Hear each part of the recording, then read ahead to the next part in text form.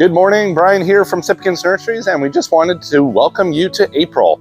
And April is a fantastic month for gardening, but we hear a lot of people in the garden center, they come and ask questions like, can I actually plant things in the garden right now? What can I do in my garden?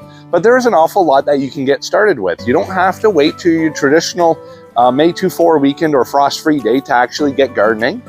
And so here at the Garden Center, we've actually got a huge array of plant material set up and ready for the home gardener. And so we've got shrubs, evergreens, trees, as well as hundreds and hundreds of perennials that are just coming into the Garden Center, all ready for planting.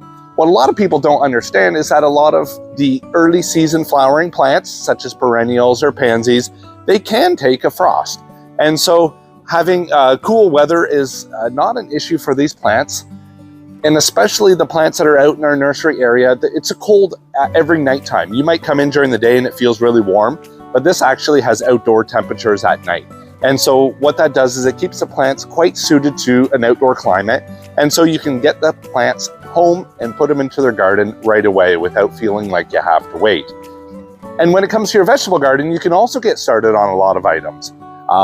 If you have a cold frame or a very protected area, you can get started with your cold crop vegetables such as broccolis, cabbages, kales, although they won't come into the garden center until about May. But if you have an open garden, you can definitely get started by figuring out what you need to improve your soil. You can get started by planting onions and spring planted garlics. And you can also think about planting leek already.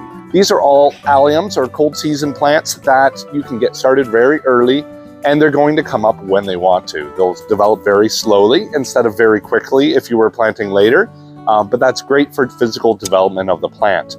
And you can also start thinking about potatoes, but potatoes, we don't jump the gun too early because if the soil is cold, they have a really hard time getting up.